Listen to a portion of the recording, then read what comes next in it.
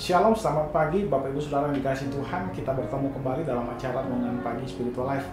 Pagi hari ini kita akan melanjutkan pembacaan Alkitab kita yang hari ini terambil dari Lukas 7 ayat 18 sampai 35. Nah, judul berikut itu adalah Yesus dan Yohanes. Saya akan membacakan bagian firman Tuhan ini bagi Bapak Ibu Saudara sekalian. Ketika Yohanes mendapat kabar tentang segala peristiwa itu dari murid-muridnya, ia memanggil dua orang dari antaranya, dan menyuruh mereka bertanya kepada Tuhan, "Engkaukah yang akan datang itu, atau haruskah kami menanti seorang yang lain?" Ketika kedua orang itu sampai kepada Yesus, mereka berkata, "Yohanes Pembaptis menyuruh kami bertanya kepadamu, engkaukah yang akan datang itu, atau haruskah kami menanti seorang lain?" Pada saat itu Yesus menyembuhkan banyak orang dari segala penyakit dan penderitaan dan dari roh-roh jahat. Dan ia mengaruniakan penglihatan kepada banyak orang buta.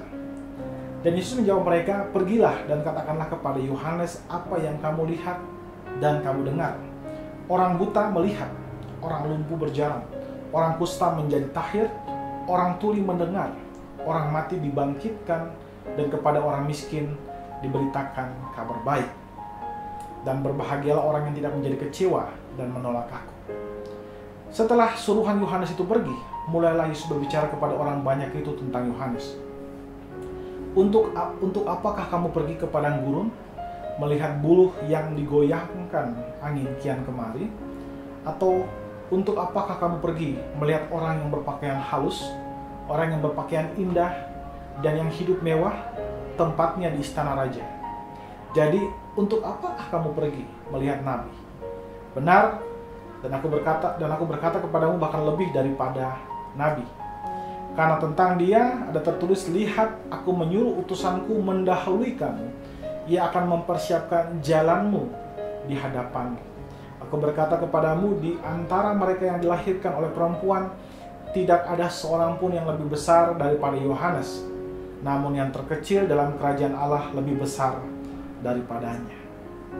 Seluruh orang banyak yang mendengarkan perkataannya, termasuk para pemungut cukai, mengakui kebenaran Allah, karena mereka telah memberi diri dibaptis oleh Yohanes.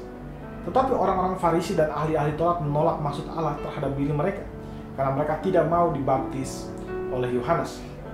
Kata Yesus, "Dengan apakah akan kuumpamakan orang-orang dari angkatan ini, dan dengan apakah mereka itu sama?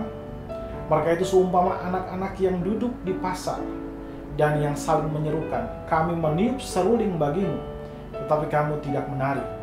Kami menyanyikan kidung duka, tetapi kami tidak menangis.' Karena Yohanes Pembaptis datang, ia tidak makan roti dan tidak minum anggur, dan kamu berkata, 'Ia kerasukan setan.'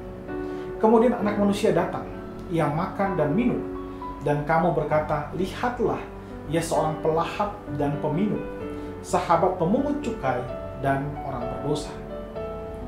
Tetapi hikmat dibenarkan oleh semua orang yang menerimanya." Saudara dikasihi Tuhan, di dalam perikop yang baru saja kita baca dijelaskan tentang bagaimana Yohanes Pembaptis mengutus murid-muridnya untuk bertemu dengan Kristus dan kemudian bertanya kepada Kristus, apakah ia adalah Mesias yang dijanjikan itu, ataukah mereka harus menunggu seorang yang lain. Kristus kemudian menjawab pertanyaan mereka dengan tidak memberikan jawaban langsung bahwa dia adalah Mesias yang dijanjikan itu. Tapi Kristus menjawab dengan berkata, "Katakan saja yang kamu sudah lihat dan kamu sudah dengar." Khususnya katakan tentang mujizat-mujizat yang sudah dilakukan oleh Kristus.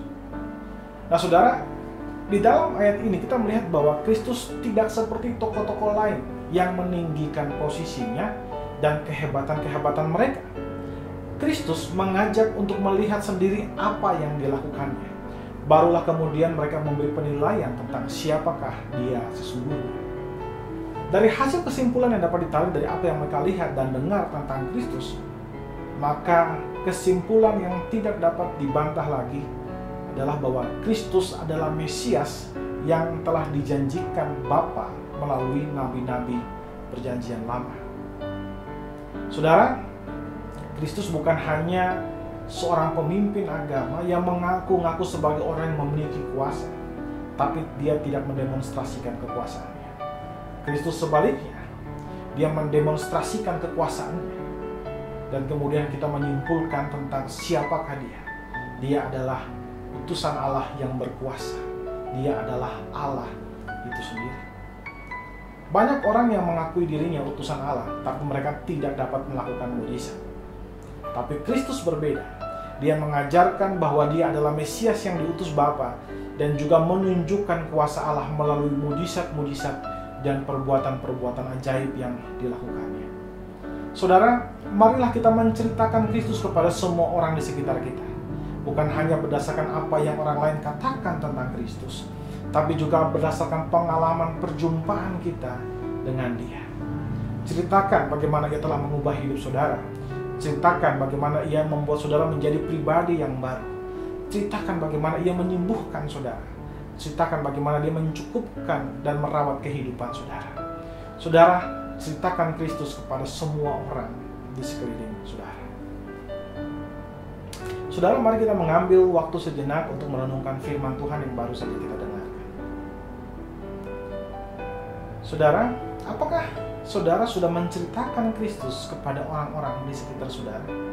Khususnya orang-orang yang belum mengenal Kristus atau mendengarkan tentang Kristus. Mari kita mengambil waktu sejenak untuk mendoakan hal tersebut. Berdoalah agar Roh Kudus memberikan kemampuan dan keberanian untuk menceritakan Kristus kepada orang-orang yang ada di sekitar saudara.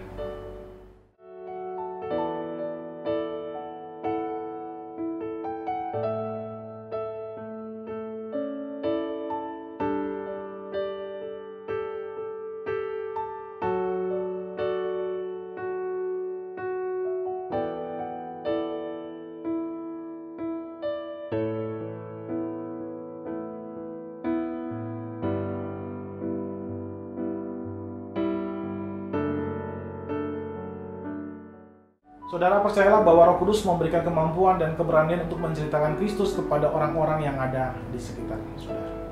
Mari kita tundukkan kepala, kita berdoa. Ya Allah Bapa, yang bersyukur buat kasih dan karunia-Mu kepada kami Tuhan. Terima kasih Engkau memberikan kepada kami kuasa-Mu untuk bisa mendengarkan firman-Mu Tuhan Yesus. Ajar kami supaya kami boleh mengerti firman-Mu, melakukan dalam kehidupan kami, menceritakan tentang kebesaran-Mu dimanapun kami ada. Terima kasih Bapa. Serahkan kehidupan kami seterusnya dalam tangan-Mu Tuhan. Jagai sertai kami supaya kami mengerjakan seluruhnya hanya untuk kemuliaan-Mu saja. Dalam nama Tuhan Yesus kami berdoa kepada Bapa Surgawi. Haleluya. Amin. Amin. Bapak Ibu Saudara dikasih Tuhan, selamat pagi, selamat beraktivitas, dan Tuhan Yesus memberkati kita semua.